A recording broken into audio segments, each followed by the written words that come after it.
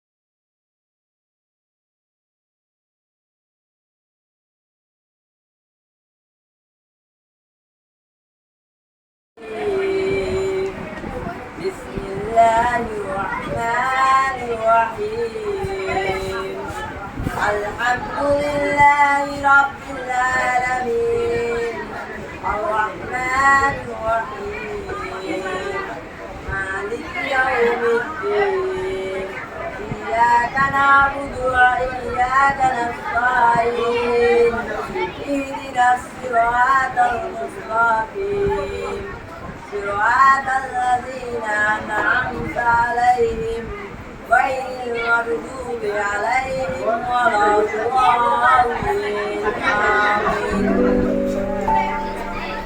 বার্ষিক ক্রীড়া প্রতিযোগিতার শেষে আমাদের এই সাংস্কৃতিক পর্বের আজকের পর্ব বিতর্ক প্রতিযোগিতা।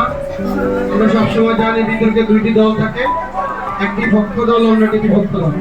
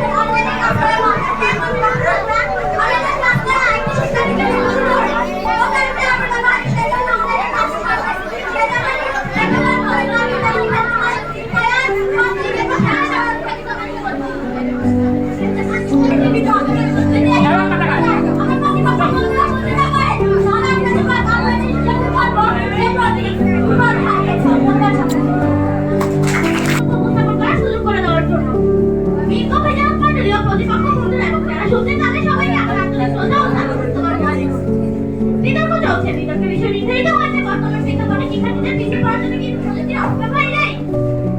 না, আমরা তো যদি সম্ভাবনা না পেলে বিকল্পে বিকল্প অবস্থান করছি।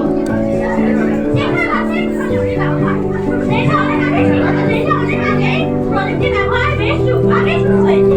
সেটিকে পাশে হতে শুরু করে প্রাথমিক ও মাধ্যমিক পরীক্ষার ফলও অনলাইনে প্রকাশ করা হচ্ছে, যার মাধ্যমে ডিজিটাল শিক্ষা দ্রুত সামনে। যদিও ইন্টারনেট সবার কাছে ভালোভাবে পৌঁছাচ্ছে। মোবাইল ফোন থাকার কারণে বিভিন্ন একজন আরেকজনের সাথে কথা বা এসএমএস দিয়ে পাঠাতে পারছি। করোনার সময় আমাদের স্কুল থাকার কারণে আমরা কখনো স্কুলের সাথে আমাদের কোনো রকম যোগাযোগ ছিল না। এই বন্ধের সময় আমাদের কলেজে খোঁজা দেখা করতে হতো। তবে ইন্টারনেট থাকার কারণে আমরা অনলাইন ক্লাস করে আমাদের পড়াশোনা আবার শুরু করতে পেরেছি। ইন্টারনেটের ভালো ও খারাপ দিক দুটোই রয়েছে। যদি একজন শিক্ষার্থী সচেতন হয় তাহলে সে ছাত্ররা ছাড়া এইগুলো খারাপ দিক থেকে হয় না বলে মনে হয়। যদি একজন শিক্ষার্থী মনে করে সে বড় হয়ে ভালো কিছু হতে চায়, তখন শিক্ষার্থীরা রাজনীতি বা নিজের মনে হয় যদি সে একজন ভালো কিছু হতে চায় তখন সে পড়াশোনার দিকে মনোযোগ দেবে। কারণ এই মনে হয়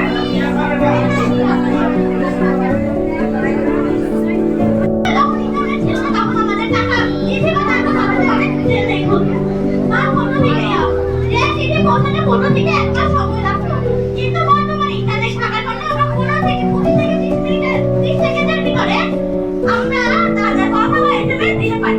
আগে আমাদের চিঠি লিখতে প্রচুর সময় ব্যয় হতো, বর্তমানে তা হয় না।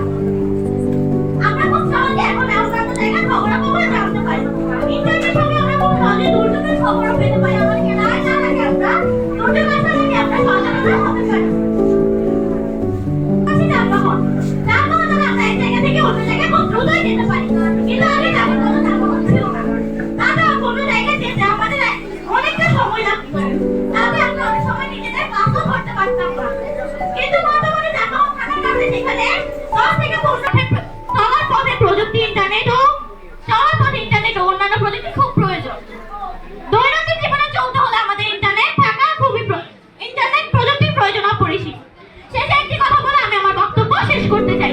একটি চিঠি মিলবো তখন দিন সমাজ করে প্রত্যুত্তর আসবে কবে ভাবতে হতো প্রতি ভরে। ধন্যবাদ। অত্যন্ত যুক্তিসঙ্গত হয় এর পক্ষে আমি এবং আমার দল অবস্থান করছি।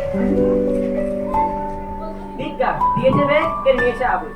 প্রযুক্তির ব্যাপারে যদি কথা বলতে চাই তাহলে জানতে হবে প্রযুক্তিটা কি। সকালে টুথপেস্ট থেকে শুরু করে মহাকাশের সেই স্যাটেলাইট দিয়ে কিন্তু প্রযুক্তির নিয়ন্ত্রণ। তিনি পণ্য রয়েছেন তিনি হয়তো তা খেয়াল করেন, তাই তাকে মনে করিয়ে দেওয়ার জন্য পণ্যটা উল্লেখ করে গেল।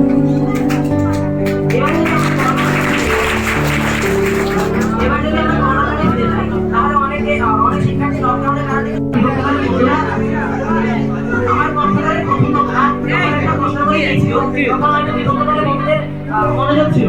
সেটি ছিল আমরা প্রথমে বলেছিলাম যে অপব্যবহারের কথা, তার মধ্যে ব্যবহারও রয়েছে, তাদের কি কি ব্যবহার রয়েছে তা কিন্তু তাদেরকে বলে যেতে বলছিলাম আমার কম্পিউটারের প্রথম। কিন্তু তারা হয়তো মনোযোগ না থাকার কারণে সে প্রশ্নটি উঠে যেতে। তারপর যানবাহনের কথাটা তারা উল্লেখ করেছে। যানবাহন আমাদের অনেক সহযোগিতা করছে শিক্ষায়, কিন্তু তার মধ্যে কি শিক্ষার্থীদের কোনো ব্যাঘাত করছে বা কোনো উপকার হচ্ছে কি বলে দেন বন্ধুরা। দলের দ্বিতীয় বক্তা নুরুল আফসার। বিজ্ঞান আমাদের অনেক কিছু দিয়েছে, আবার অনেক কিছু কেড়েও দিয়েছে, এটা আমরা সবাই জানি এবং সেটি সর্বজন গৃহীত এবং এটি আমাদের দেশের বাস্তবতার আলোকে প্রমাণিত যে আমরা তথ্য প্রযুক্তির ব্যবহারের চেয়ে এখন অপব্যবহার করছি। কিন্তু তথ্য প্রযুক্তির এই পণ্যের আবিষ্কার যারা তারা কিন্তু আসলে ব্যবহার করছে, ব্যবহার করে তারা নিজেদেরকে বিশ্বের দরবারে মাথা উঁচু করে দাঁড় করিয়েছে। কিন্তু আমরা অপব্যবহার করে আমরা নিজেদেরকে পিছিয়ে রেখেছি। এটার জন্য পণ্যের কোনো দোষ নয়, দোষ হচ্ছে আমাদের মানসিকতা। এই পর্যায়ে বিশেষ শিরোনামের উপর বক্তব্য রাখবেন বিপক্ষ দলের দ্বিতীয় বক্তা মোহাম্মদ মাহমুদ খান আলী। বক্তব্য উপস্থাপন করার সুযোগ করে দেওয়ার জন্য দ্বিতীয় বিষয়ক মণ্ডলীয় প্রতিপক্ষ বন্ধুরা এবং যারা শুনছেন তাদের সবাইকে আমার আন্তরিক শ্রদ্ধা ও সালাম। আসসালামু আলাইকুম। বিতর্ক চলছে, বিতর্কের বিষয় বর্তমান প্রেক্ষাপটে শিক্ষার্থীদের পিছিয়ে পড়ার জন্য প্রযুক্তি পণ্যের অপব্যবহারের কি দায় না আজ আপনারা এখানে এসেছেন, এখানেও কিন্তু প্রযুক্তির ব্যবহার রয়েছে। আপনার সামনে রয়েছে মাইক্রোফোন, সময় দেখার জন্য ঘড়ি, আপনাদের হাতে রয়েছে কাগজ ও কলম। যে তথ্যগুলো নিয়ে আপনারা লড়াই করতে এসেছেন তার 80 থেকে 90% কালেক্ট করেছেন ইন্টারনেট থেকে। এটি কি প্রযুক্তি শুভ নয়? আপনারা প্রযুক্তির ভেতরে থেকে প্রযুক্তির নিন্দা করছেন, এটি কি হাস্যকর নয়? আমরা প্রযুক্তিকে ব্যবহার করি, আমরা প্রযুক্তিকে ব্যবহার করি, প্রযুক্তি আমাদের ব্যবহার করে না। আমি একটা উদাহরণ দিই, একজন ডাক্তার কাছে যদি একটা ছুরি থাকে সে মানুষের জীবন বাঁচাবে, আর যদি একই ছুরি সে ডাক্তারের কাছে থাকে সে কিন্তু মানুষের প্রাণ কেড়ে নিবে।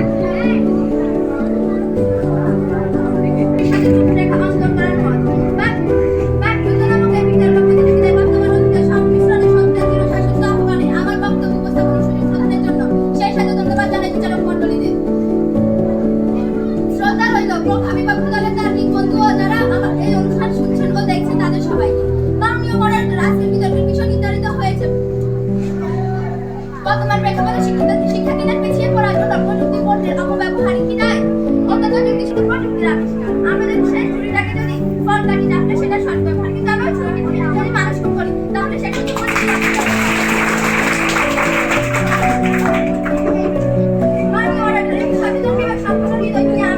আমাদের মায়ের মতো বাংলাদেশের বিগত দিনে শিক্ষা ব্যবস্থা দিকে তাকায় তাহলে দেখতে পাবো সরকার অনেক বড় আশা নিয়ে শিক্ষার্থীদের প্রতিষ্ঠানের প্রথম তৃতীয় স্থান প্লেসদারি শিক্ষার্থীদের হাতে আধুনিক প্রযুক্তি অর্থাৎ ট্যাবলেট দিয়েছে।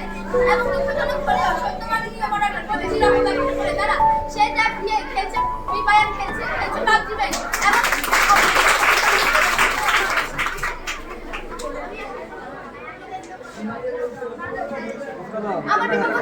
এগুলো আমাদের কাছে অব্যবহার মনে হয়। অন্যদিকে তাদের জন্য এটা যত উপযুক্ত ব্যবহার, কারণ সে এটা করেই তার জীবিকা নির্বাহ করছে, উদ্যোক্তা হচ্ছে। আমরা কারণ জানি আমরা যারা চাকরি করি আমাদের একটা দাসত্বের জীবন যাপন করি, এবং যারা এই ধরনের উদ্যোক্তা আছে তারা কিন্তু দাসত্বের জীবন যাপনের বাইরে এবং ফ্রি বা মুক্ত একটা জীবন যাপন করে, সেখানে কোনো ধরাবাধা নিয়ম নেই। নিজের কাজ যখন খুশি তখন করতে পারি, কিন্তু আমরা পারি না। যদিও সে ফেসবুক, টিকটক অথবা বিভিন্ন অনলাইন মাধ্যম পোর্টাল ব্যবহার করে, যদি এটা আমাদের সময় কারো কারো যদিও জন্য অপব্যবহার হয়, কিন্তু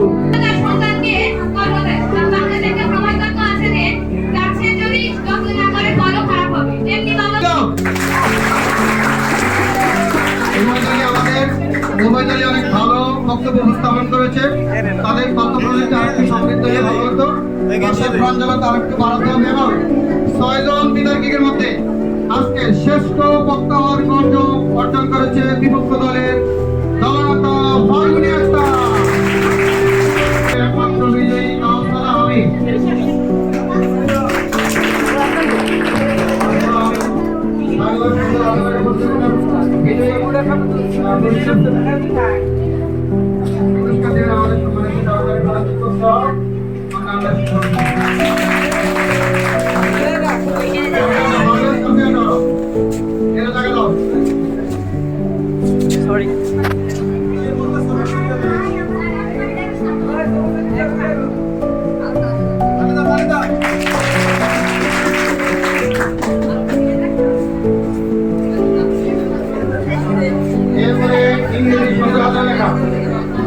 ইংরেজি সুন্দর লেখা এই পর্বের বিজয়ী সাদিয়া ফিন্তুরি সপ্তম শ্রেণী।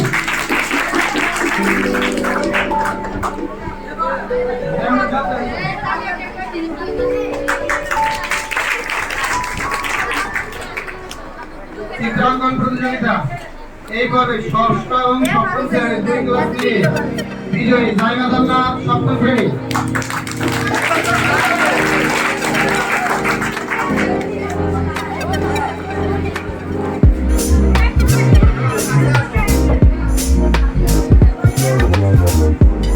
এরপরে পবিত্র কোরআন থেকে তেলাওয়াত, এটা প্রথম দিকে ভালো হইতো। পবিত্র কোরআন থেকে তেলাওয়াত বিজয়ী আরিফ হোসেন ষষ্ঠ শ্রেণী। আরিফ হোসেন ষষ্ঠ শ্রেণী।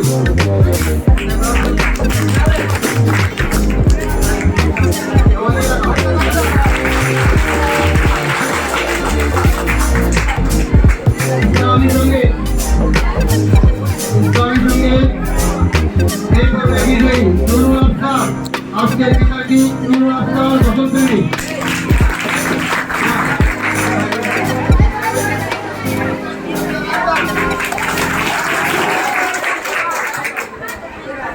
দেশের গান এই পর্বে সবসময় যিনি বিজয়ী হন আমাদের শিক্ষার্থী বিজয়ী হয় সাবিন আক্তার সপ্তম শ্রেণী।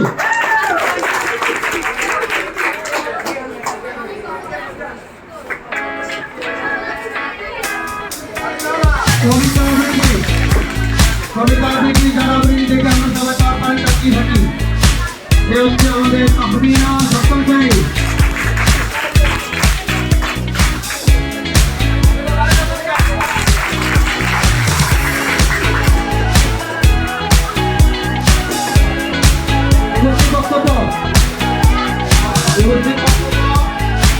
যার কণ্ঠে বক্তৃতা আর লাইট লাগে না এই আমাদের প্রিয় শিক্ষার্থী আমার নাম নবশ্রী।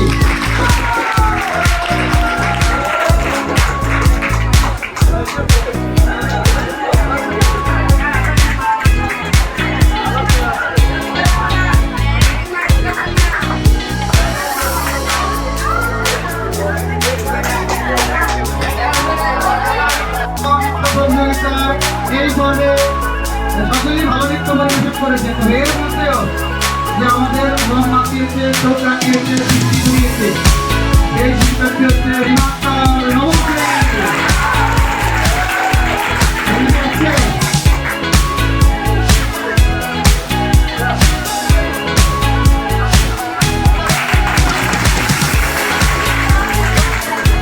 এরপরে আপনি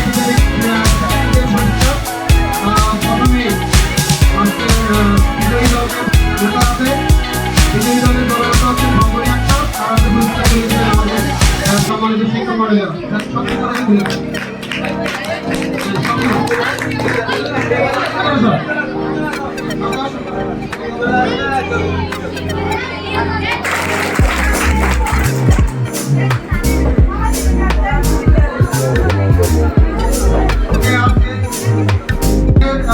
দীর্ঘ সময়ের জন্য আমাদের পুরস্কার ব্যবস্থা করতে পারি আন্তর্জাতিক ক্রিকেট প্রতিযোগিতা অংশগ্রহণ করেছে আমার ভক্তদেরই ভালো আমার প্রিয় শিক্ষক মহোদয়কে ধন্যবাদ যারা জগতে ঘুরে আমাদের এই এই প্রতিযোগিতা একটি প্রতিযোগিতা হয়েছে প্রতিযোগিতার পরে নবম শ্রেণী ইঞ্জিনিয়ারিং এবং টুর্নামেন্টকে আলোচনা করে করি ব্যাট বল রান এবং উইকেট সব মিলিয়ে আমাদের টুর্নামেন্ট দিলাম টুর্নামেন্ট অফ দ্য সিরিজ। এরপরে মোহাম্মদ রাহান ফাইনাল ম্যাচে ম্যান অফ দ্য ম্যাচ বিতরিত হয়েছে।